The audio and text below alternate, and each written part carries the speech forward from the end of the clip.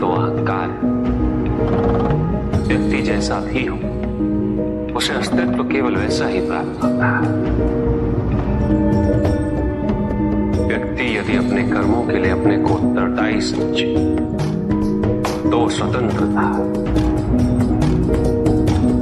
जब तक व्यक्ति किसी और को उत्तरदायी समझेगा तब तक वो निर्भर रहेगा।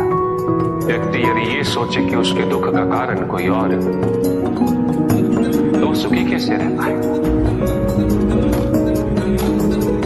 यह संभव है क्योंकि दूसरों को परिवर्तित करना उसके वश में नहीं, वो तो केवल अपने आप को परिवर्तित कर सकता है।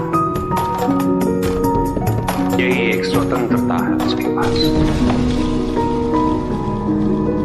जो पीड़ा है, जो कष्ट है, व्यक्ति के अपने फल है, अपने निर्णय के फल।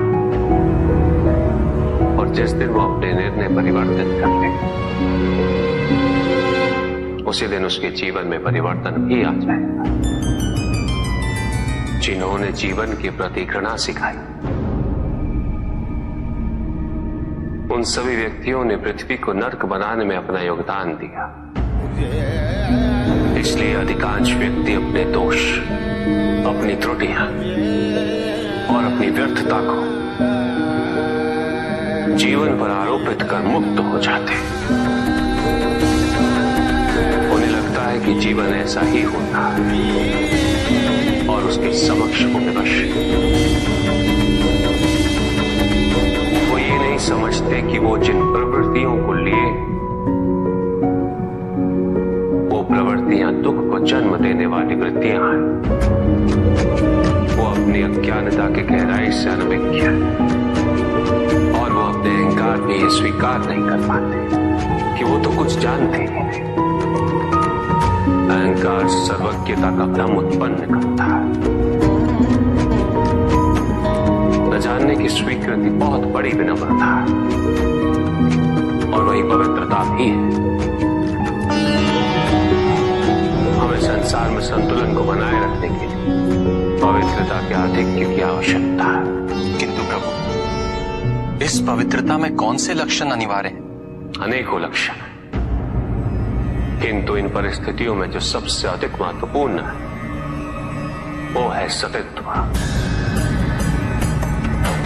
सकारात्मक ऊर्जा का सबसे पावन स्वरूप सतित्व। इस सतित्व पर मात्र विश्वास से पर्याप्त है व्यक्ति को सुरक्षित रखने के लिए।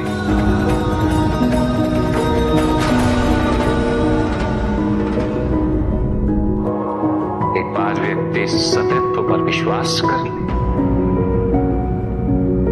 तो नकारात्मकता सदैव के लिए दूर हो जाती है और संतुलन स्थापित होता है। अहंकार तो हानिकारक है ही, किंतु सतित्व पर अहंकार घातक होता है। जहां न अमृत, न विष,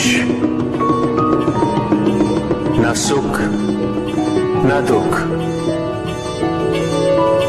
न स्वर्ग, न नरक, वही परम आनंद है। उसी परम आनंद तक की यात्रा है तुम्हारी। ये यात्रा आनंद के सानिध्य की है। ये यात्रा सानिध्य के आनंद की है और इस यात्रा में मैं प्रतिपल तुम्हारे साथ हूं। मुझे ढूंढो मत, केवल पहचानो तुम ही मैं हूं, मैं ही तुम। हर आरंभ का मैं ही अंत हूं और हर अंत सदैव मेरा ही आरंभ होगा।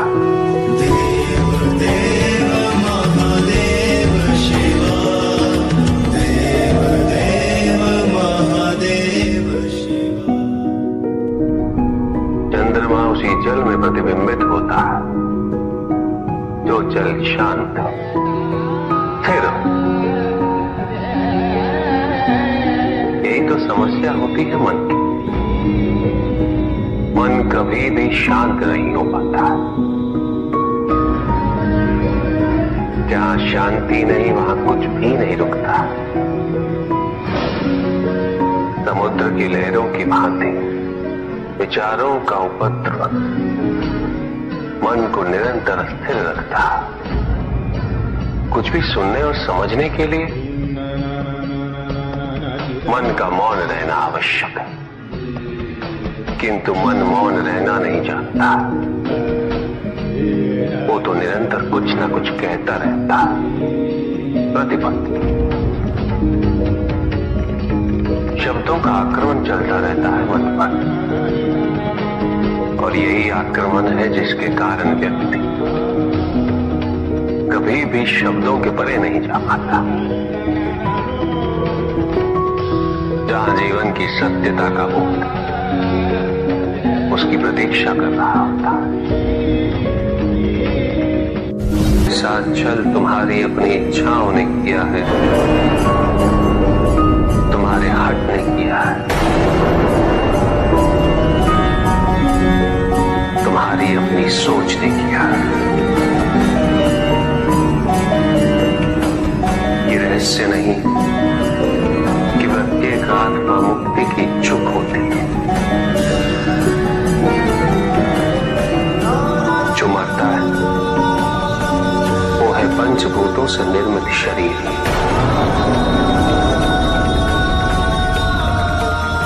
किंतु आत्मा तो अजर है,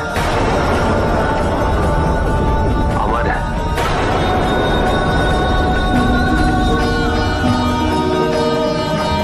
जिसकी यात्रा मोक्ष पर संपूर्ण होती।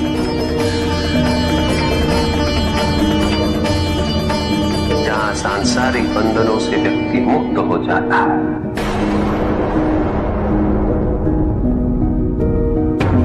सारी इच्छाएं लुप्त हो जाती। किंतु तुमने तो कभी सत्य की खोज ही नहीं की। तुम तो सदैव उन तत्वों को ढूंढते रहे जो तुम्हारे अहंकार के पोषण हेतु आवश्यक थे।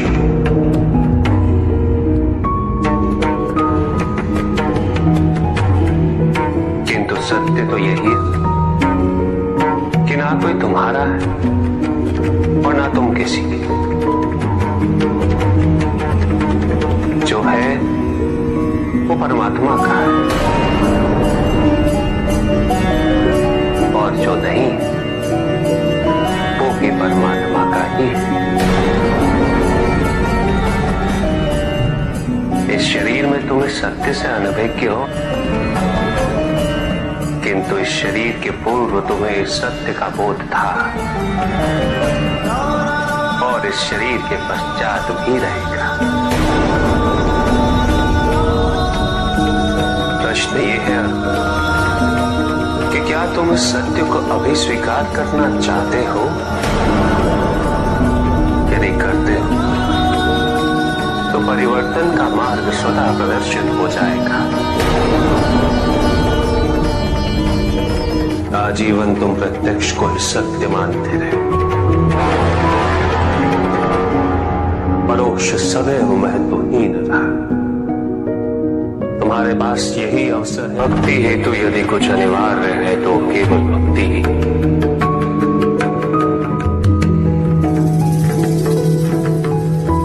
किंतु प्रश्न ये है कि क्या आपकी भक्ति संपूर्ण है? विश्वास और भ्रम के बीच की रेखा अत्यंत महीन होती है।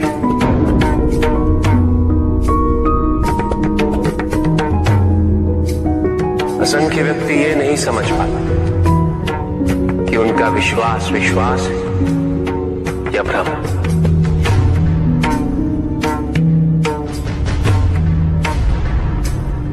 मुझ तक पहुंचने के लिए किसी और की आराधना अनिवार्य नहीं।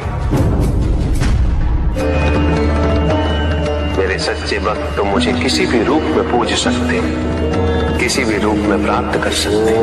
ओम नमः शिवाय। पुरुष और प्रकृति एक है,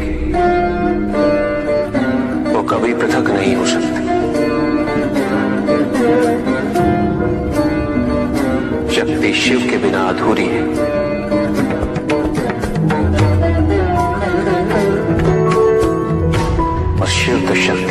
जिंदा शव के समान है। शिव शक्ति पुरुष प्रकृति का संतुलन सदैव अनर्थकारी सिद्ध होगा। शरीर में यदि स्त्री तत्वों की ऊर्जा नहीं तो शरीर निर्जीव